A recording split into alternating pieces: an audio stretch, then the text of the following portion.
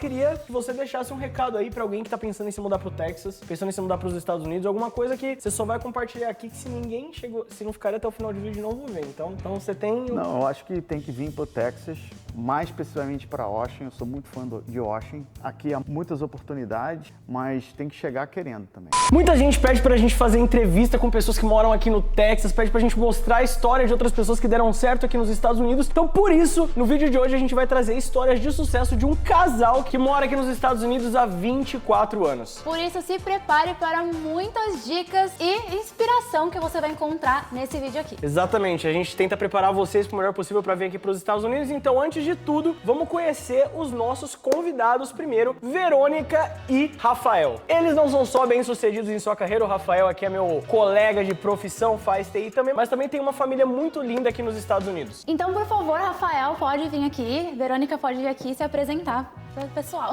Exatamente. É essa? Essa aqui ou essa aqui? Ou essa aqui? Ah, meu nome é Rafael Brito, eu tô aqui nos Estados Unidos há 23, 24 anos, moro em Austin faz 12 anos e morei em Nova York em 12 anos. Eu tenho 49 anos, trabalho com IT desde os 17 anos. Aí sim, hein? E minha esposa, Verônica. Eu sou Verônica, eu vim com o Rafael, tenho 24 anos mais ou menos. Eu trabalho aqui em Temple, que é pertinho de Austin. Eu sou médica aqui nos Estados Unidos. Comecei a trabalhar há 22 anos, mais ou menos. Senta que lá vem a história. Verônica, começando por você, conta pra gente o que motivou vocês a se mudarem aqui para os Estados Unidos e deixar o Brasil. Bem, quando a gente veio há 24 anos atrás, o Rafael arrumou um trabalho. Já tinha alguns amigos que trabalhavam com ele, que estavam sendo recrutados por essa empresa que trouxe a gente. Eu namorava com ele, a gente decidiu casar e a gente veio. Na aventura. Na aventura. A primeira ideia de vir morar pra cá, eu já tinha uns 23 anos, trabalhava com a IT há 6 anos. A década de 90 foi uma década muito difícil no Rio de Janeiro. Eu trabalhava num banco grande, teve mês que eu trabalhei 300 horas por mês, não ganhava muito bem e foi somando isso, o estresse do trabalho com a capacidade de o que eu poderia fazer mais lá fora. Eu sempre tive um sonho muito grande de fazer um mestrado nos Estados Unidos. Você diria que esse mestrado foi uma motivação grande, assim, Foi. pra você vir pra cá? Sim, eu queria ter a experiência de morar fora e estudar fora. Quando chegou mais ou menos no final da década de 90, logo depois teve a crise da Rússia em 98, que ali os bancos caíram, uma quebradeira no Rio. Praticamente eu me vi forçado de morar fora do Rio, para ir para São Paulo. Muita gente já estava indo para São Paulo, nada contra São Paulo. Nada contra o Rio também, né? tem, Que você pô. deixou o Rio pra ir pra São Paulo, não o contrário. Exatamente. Não, mas eu não cheguei para São Paulo. Assim, São Paulo ou Nova York?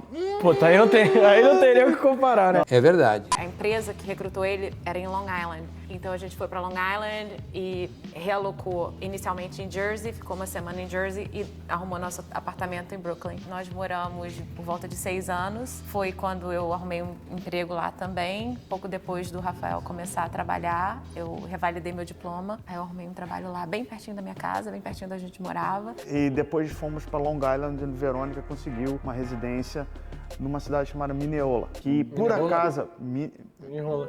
Hã? Mini rola. Não entendi. Nada não, Minneola, né? Entendi. Conseguiu a residência na Minneola. Em Minneola, que por acaso é uma cidade que é 50% só de português. E com isso tem uma comunidade brasileira grande também. Você vê isso positivamente ou negativamente? Foi positivo porque a gente já estava há 6 anos nos Estados Unidos e ali já estava sentindo falta da cultura. Tinha uma birosca, uma bodega brasileira. Bodega aqui significa quase um mercadinho, né? Eu conseguia comprar picanha a 2 quarteirões da É minha tipo o casa. mercadinho do China que tem lá na Augusta. Que ele vende cachaça e cheetos pra galera que tá bêbada de madrugada.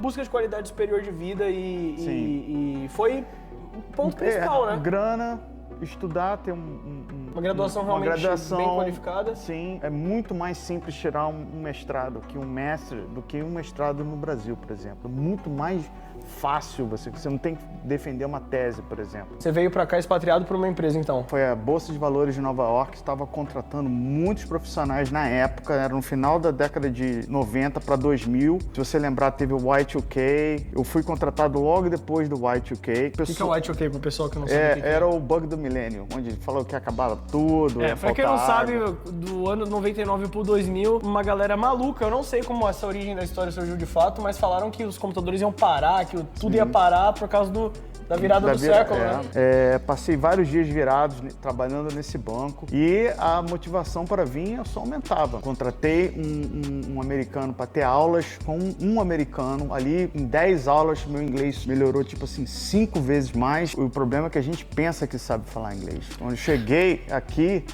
né, já fazendo a transição do poder de adaptação, eu já comecei logo na segunda semana trabalhando para a Bolsa de Valores de Nova York. Ali eu vi que eu não sabia falar inglês nada. Então foi uma grande adaptação, muita gente ajudou no caminho. No segundo ano eu virei funcionário da Bolsa e eu comecei a fazer um MBA. Foi ali que eu falei assim, ó, depois que eu terminar o MBA eu posso voltar para o Brasil. Esse era o critério de sucesso, claro, com a Verônica também fazendo a residência dela. Então, né, era um milestone pra gente voltar. Aí terminou o MBA, não voltou. Terminou o MBA, a gente estava com problema de visto. Na última hora a gente conseguiu resolver o problema de visto, a gente já estava praticamente de malas prontas para voltar para o Brasil. A minha estratégia era, vou voltar para São Paulo, um cargo gerencial, pelo menos eu tenho MBA e eu não vou ficar na sofrência que eu ficava na década de 90 como administrador de sistema. E por que não voltou? Porque a gente resolveu o problema do visto, o Verônica conseguiu mais uma extensão na residência. E dali as coisas só melhoraram. Tirei o green card e eu continuei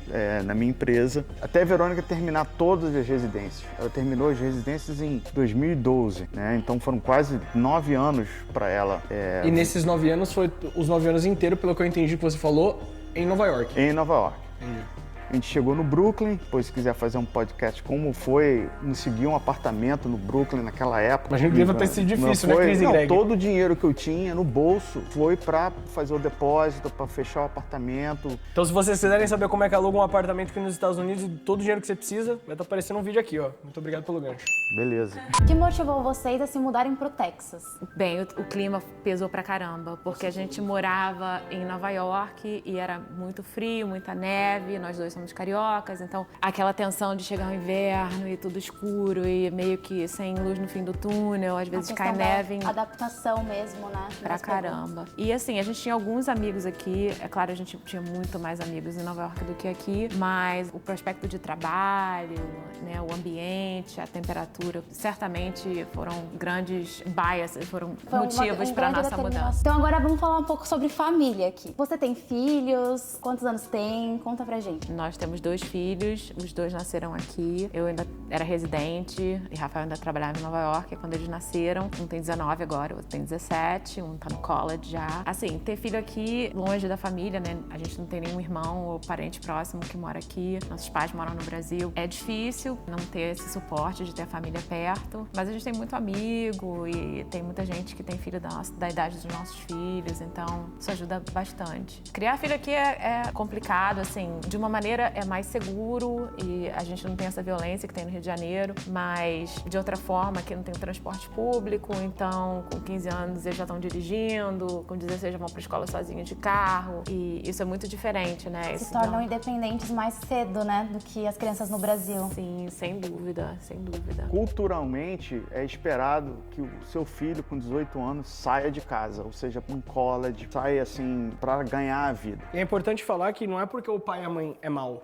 né? Tá expulsando o filho de casa. Ou é? Não tem nada a declarar. Você falou que o seu primeiro filho nasceu no Brooklyn, certo? Sim. O segundo filho nasceu aonde? A gente já estava em New Jersey, mas os dois tecnicamente nasceram em Manhattan, Nova E York. eles não são muito diferentes, né? A idade um do outro. São assim, 2 anos, exatamente. Pouco tempo de diferença. Sim. Quais são os benefícios que você vê? Você e Verônica são pessoas que estudaram no Brasil, vivenciaram escolas brasileiras. Numa outra época da minha e da Júlia, mas eu acho que a gente pode colocar um contraponto legal. Qual que você acha que é o principal benefício? Ter um adolescente estudando numa escola aqui nos Estados Unidos. Tipo, a principal diferença que você acharia para o pessoal que está pensando em vir para cá? A maioria da educação é pública. Eu diria que 90%, a não ser que você esteja vindo com uma condição economicamente muito boa, você tem condições de pagar uma escola privada aqui, que é mais ou menos entre 1.000 a 2.000 a 3.000 ou até mais por mês. Pois bem, vamos partir da premissa que a escola é pública, mas mesmo assim é muita discrepância entre as escolas. Você tem que fazer o seu dever de casa, ver quais são as melhores escolas, seja na sua cidade, seja no seu estado, etc. Quando a gente se mudou de Nova York para o Texas, quando Verônica conseguiu um emprego aqui como médica propriamente dito em Temple, o nosso critério para definir qual a casa que a gente ia se mudar era justamente o Elementary School. E conta pra gente como que vocês fazem pra preservar a cultura brasileira dentro de casa com seus filhos. Bem, a gente come arroz e feijão todo dia.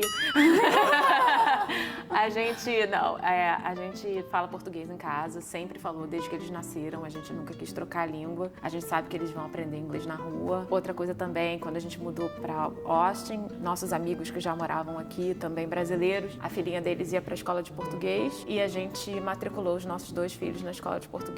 E até hoje eles fazem voluntariado lá e tem festa junina todo ano, festa do Dia dos Pais, Dia das Mães e capoeira. Então eles estão bem assimilados, assim. E a gente vai pro Brasil sempre, então eles falam português com os primos, com avós. Então você disse que seus filhos, eles estão habituados assim com a cultura brasileira, tudo, eles fazem escola de português. Então eu gostaria que você indicasse pro pessoal que tá assistindo essa escola de português que seus filhos fazem, mas isso pode ajudar muitas pessoas também aí do outro lado. Então, eles agora têm um local aqui em Austin, inclusive eles têm escola elementar, né, pré-escola, na verdade, bilíngue, mas tem essa escolinha pra cultura portuguesa, faz parte do Cultura Brasil Austin. A gente tem muitos amigos que são professores, a professora principal é super amiga nossa e foi muito importante pra gente, assim, pra eles e pra manter viva a cultura e até mesmo pra ficar junto da comunidade, né. A Verônica falou um pouco, mas como você preserva a cultura brasileira dentro de casa? Você teve dificuldade de falar pro William, por exemplo, pra aprender português? Ele tem um pouco de receio de falar, assim? Como é que funciona? Não, a gente sempre fala português em casa, mesmo a gente acaba fazendo uma mistura, mas assim, a primeira interação com eles com a língua foi português. E depois o inglês, isso aí com 3, 4 anos... Dominou. Já era, por causa dos amigos, etc. Ainda mais que eles sempre foram para daycare, porque eu e Verônica trabalhávamos, então ficava 8, 9 horas durante o dia no daycare com os amiguinhos. Aí não tem jeito. Não, mas tudo bem, essa é a vida. Tem a cultura brasileira, né? A Verônica falou do arroz e feijão. Arroz e feijão de segunda a sexta. Padrão, né? E sábado e domingo, feijão e arroz. Eu curto muito futebol, sou flamenguista doente. Meu filho mais velho é flamenguista doente. Ele até mandou pra mim uma mensagem, ele tá lá em Michigan. Vamos fazer uma tatuagem do Flamengo. E você vai fazer? Nada a declarar. O link da escola que o seu filho faz de português vai estar aqui na descrição, que a gente vai colocar pra vocês. Obrigado, amigo. Você é um amigo. Quando a gente chega aqui nos Estados Unidos, um dos grandes receios de muita gente, assim, é adaptação, né, pessoal? Então, a gente estranha, tudo é esquisito no começo e a gente se preocupa se a gente vai conseguir dar certo aqui, né? Fazer a vida dar certo. Você pudesse compartilhar como que foi a sua adaptação aqui, quando você chegou. Você deve ter experimentado outras pessoas, visto também a adaptação de outras pessoas, então seria muito legal você compartilhar isso com a gente. Bem, quando a gente veio, era um grupo assim muito grande, devia ter uns 30 profissionais de TI e muita gente voltou. A saudade é dura, é muito difícil. E assim, muitos vieram em casais, alguns casais separaram, alguns casais, um fez pressão pro outro voltar e acabava voltando, principalmente na parte profissional. Se você tem, né, já está engajado no seu trabalho, não consegue recolocar aqui nos Estados Unidos, a vontade de voltar é muito grande. Assim, quando são 2 pessoas. Mas, cara, no meu caso, dei sorte, corri atrás. E tive muitas pessoas que me ajudaram, muitas pessoas que não são brasileiras. Assim, a pessoa que mais me ajudou no meu primeiro trabalho foi um indiano, que eu fiz amizade e que me arrumou um internship. E o meu mentor foi o cara que eu escrevi um monte de paper com ele, um monte de trabalho científico e o cara me ajudou pra caramba, me ajudou até no emprego que eu tenho agora. É sacrificante, não é fácil, é só pros fortes. Agora, deixando um pouco isso de lado, eu queria te fazer umas perguntas mais específicas sobre a parte de trabalho, né, do seu trabalho. Como que foi essa questão da revalidação do seu diploma de medicina aqui nos Estados Unidos? Então, quando eu vim, eu fiz uma pesquisa na Fulbright, na comissão Fulbright, e eles me deram a indicação de quais seriam as coisas que eu teria que fazer para o meu diploma do Brasil, que eu já era formada, eu tinha feito 2 anos de residência quando eu vim. Quais eram as coisas que eram necessárias para eu validar o diploma? Então, eu já sabia as provas, o que eu não sabia era a questão do visto, porque quando a gente veio, o visto do Rafa era H1B, o meu era H4, então eu tive que pedir o meu próprio H1B. Foram várias provas, muita gente que sabe que vai vir para cá começa a fazer essas provas no ciclo básico, que tipo assim, é uma do ciclo básico,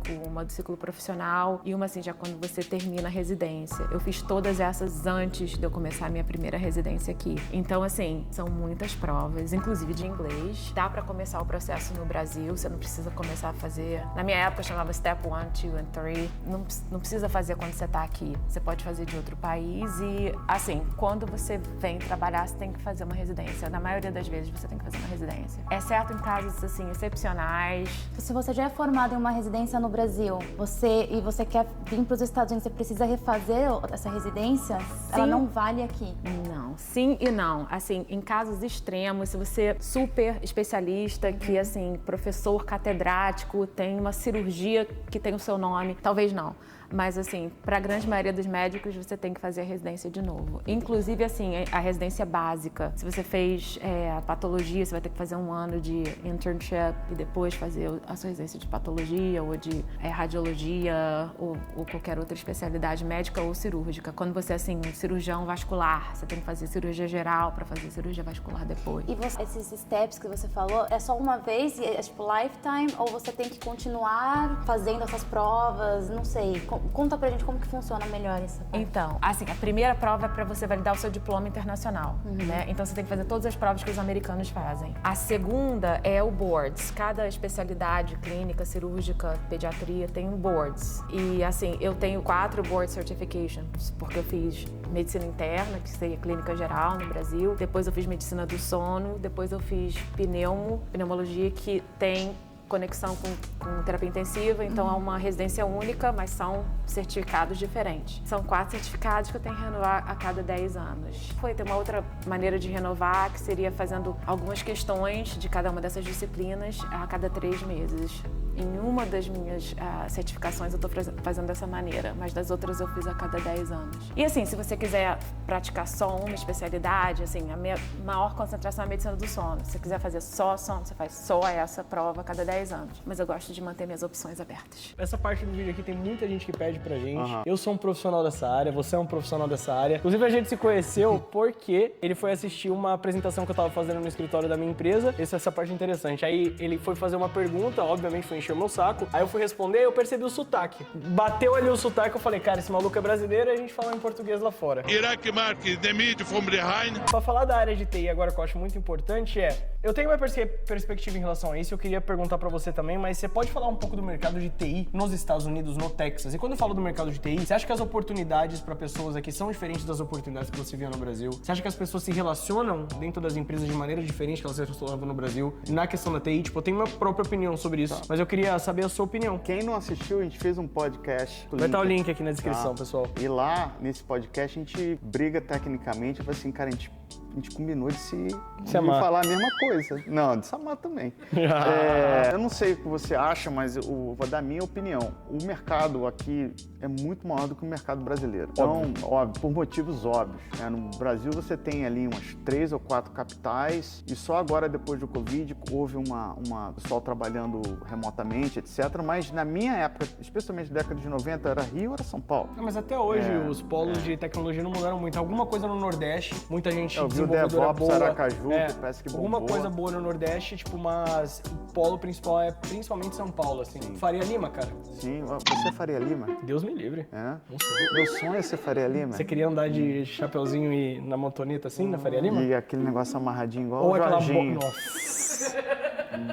Mas aí, mas me fala então, do mercado de TI. Tirando a parte que tem mais vagas, obviamente. Você acha que os profissionais são diferentes aqui? Trabalham diferente? Sim, não. Você vê pessoas saindo fora da curva e geralmente aqui tem muito mais oportunidade. Eu sou engenheiro de uma startup. Então, eu trabalho com tecnologia, eu trabalho em fazer novos produtos na comunidade Kubernetes. Então, isso aí é uma vantagem muito grande, né? Que eu vejo, eu consigo fazer coisas novas. Depois da bolsa, eu fui para o Citigroup e eu era ali, na verdade, um engenheiro dentro do Citigroup, era engenheiro manager, e a gente implementava produtos dos outros e em alguns momentos a gente escrevia nossos próprios, mas você fazia um trabalho de integração. Eu vejo isso, o que acontece no Brasil. Você é um usuário dos produtos aqui. Eu entendo essa sua visão. Eu quero trazer... Eu até entendo, mas depende muito da empresa que você tá colocado, né? Tipo, eu já trabalhava com Solutions Architect no Brasil, por exemplo, mas uma parada pessoal que é diferente da maneira que os americanos trabalham para a maneira que o brasileiro trabalha, ou qualquer pessoa de qualquer lugar do mundo. O americano trabalha pra acumular riqueza, pra ganhar dinheiro e pra isso, tá ligado? Esse é o foco principal do americano. Eu morei na Itália 1 ano, eu tenho amigos que moram na Europa e eu vejo que o pessoal da Europa trabalha pra poder se sustentar e tomar uma cerveja no final do dia na sexta-feira. Sim. Mas É isso esse não é ponto que só eu tô do querendo Haiti, dizer. mas isso não é só do Haiti, Não né? só do Haiti. Eu pensei que você tava Não. mais... É porque tá eu tô bom. falando do Haiti porque é a minha área que eu tenho experiência. Não, eu pensei né? que a gente estivesse falando especificamente do Haiti, mas você tá... Isso eu concordo. E isso no Haiti se reflete ao quê? Mais horas trabalhadas, mais horas acordada, estresse diário. Porque o pessoal acha que trabalhar com TI remoto é tipo, é bom, mas tem suas Uma dificuldades merda. também. Cara, você nunca vai parar de estudar. Sim. Se olhar na década de 90, eu trabalhava muito na década de 90. Cheguei em Nova York na Bolsa, trabalhei muito também, mas mesmo assim ainda era menos que eu trabalhava na década de 90 do Brasil. Entendi. Porque na década de 90 no Brasil tinha 4 ou 5 pessoas querendo o meu emprego no banco. Então eu tinha que estudar, porque a diferença de salário pro equipamento na época, cada Unix machine que eu tinha lá valia Servidor. 250 servidor, né? Máquinas L, máquinas K, tudo HPUX, máquinas V. Tinha uma máquina lá que valia $1 milhão. E meu salário era no máximo $1.000 por mês. Se deixasse 5 minutos da máquina mal configurada e parada, então você não vai, tem outra pessoa no seu lugar. Então eu cheguei com a que a gente chama work ethics, a ética do trabalho muito forte até hoje. Eu tenho quase 50 anos, 49, continuo com essa ética. Eu fui moldado assim. Aqui você vê os dois extremos. Você vê a galera que faz o basicão, Vê uma galera que é fora da curva. fora da curva, e às vezes os salários são quase iguais. Pergunta polêmica. Você acha que no Brasil tem mais gente acomodada e basicão ou pessoas fora da curva? Não, acho que lá no Brasil geralmente é fora da curva. Porque a galera que... Geralmente é uma galera, não vou generalizar, mas já, assim, eu vejo, observando uma galera que já vem de umas camadas, tentando sair de uma camada um pouco Social mais baixa, chegando. A galera que quer mesmo. E é nessa parte que eu queria chegar, nessa questão do querer mesmo, que é uma cultura que é embutida na cabeça do americano desde o nascimento. E essa é apenas uma opinião, mas eu acho que o Brasil tem muito a aprender com os Estados Unidos em questão de proatividade, em questão de definir próximos passos. Isso eu sinto muito no meu dia a dia. Eu sinto que aqui o pessoal trabalha, é muito mais focado, muito mais objetivo. Porém, nós, enquanto brasileiros, temos mais jogo de cintura e a gente consegue sair mais do outro lado sem ter um planejamento bem estruturado. Eu gosto de fazer os dois. Né? Eu, como já estou muito aqui, às vezes eu falo que sou mais americano que brasileiro. Então, quando eu estou num projeto, eu tento fazer a mistura dos dois. Pra sair Pra sair uma coisa bonita. uma coisa top. Que lindo, cara! O Texas está crescendo no mercado de TI. Muita gente está falando que o Texas vai ser o próximo Vale do Silício nos próximos 10, 15 anos. Você acredita nisso? Já é. Então já é. E se você acredita nisso, cara, primeiro, eu não vou entrar em inteligência artificial agora, porque senão a gente vai ficar falando até amanhã. Vamos falar da burrice natural. Mas vamos falar da burrice. Você acha que o Texas, então, tá tendo um crescimento para a área de TI? Texas é um estado que recebe muito bem economia, business. Eu mesmo tenho 2 LLCs aqui, eu não pago imposto para nada. LLC, para quem não sabe, é uma MEI lá no Brasil, uma simples. CNPJ. Um CNPJ. Fala do CNPJ. Né? Calma, Coberneto. E você não paga o imposto altíssimo que a gente paga no Brasil. Não se paga imposto. Aqui só se paga imposto quando você tem um revenue, acho que acima de $1 milhão. Ou seja, o governo incentiva os empresários para desenvolverem produtos com valor, você quase não tem custo zero. Se você quiser montar uma startup de TI com free tier, você consegue montar de graça, então você A gente tá abre imposto. uma empresa por $200, 4 dias a gente abre uma empresa e já consegue conta bancária, cartão e um crédito de $20 mil ali do Chase. Lembrando que a mudança vem pelo indivíduo e o Estado não gera nada, o Estado apenas gasta o nosso dinheiro. Agora, tem um porém, né, que é que realmente os índices sociais do Texas não são bons quando você puxa em geral. Então eu acho que há espaço aqui Pra melhora. para muito espaço E melhor. dinheiro tem. E dinheiro há. O PIB do Texas, se eu não me engano, são 3 vezes o PIB do Brasil. Sim. Já aconteceu, tá vindo muita empresa. A gente tem cidades, Houston, que é óleo e gás, Dallas, tem muito gado, mas hoje em dia todos os back-offices de banco têm uma presença em Dallas. Muitas empresas de TI também agora. Sim. E Austin é a cidade Da Tesla. da Tesla, do startup, do Casauchin, então... Agora, pra finalizar, pessoal, vou pedir pra você um recado final aqui pro pessoal, pra quem tá assistindo, um conselho, que seu coração estiver mandando. Bem, ser expat, né, ser expatriado é uma vantagem, assim, imensa. Você experimentar duas culturas, assim, pra nossa bagagem biopsicoespiritual é muito legal, porque você sai da sua zona de conforto, você tem a oportunidade de, tipo, começar do zero, você não se desvencilha das suas raízes, elas vão estar sempre com você. Não é fácil, mas é muito legal. E o aprendizado é muito grande. Assim, isso que a gente está passando e o que vocês estão passando, que às vezes a gente olha para vocês assim, a gente olha para trás. Quando a gente chegou, era bem assim. Então é muito legal. É difícil, mas é muito, muito, muito bacana. Eu super aconselho. Faria de novo. E antes da gente finalizar, eu queria que você deixasse um recado aí pra alguém que tá pensando em se mudar pro Texas, pensando em se mudar pros Estados Unidos, alguma coisa que você só vai compartilhar aqui, que se ninguém chegou, se não ficar até o final do vídeo, não vou ver. Então você tem... Não, eu acho que tem que vir pro Texas, mais especificamente para Austin. Eu sou muito fã de Austin. E Austin é uma parte peculiar do Texas, né? Exatamente. Aqui há muitas oportunidades, mas tem que chegar querendo. Não adianta só chegar achando que as coisas vão cair do céu, que o negócio não vai acontecer. Vai mesmo.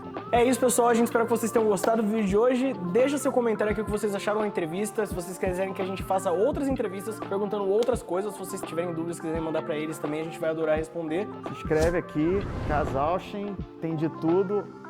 Como é que é? Acerta o sininho. Dá o sininho. Notificação. E isso aí, cara. É isso aí, diretamente de... Aqui é Austin, né? Texas, né? Texas. É isso aí.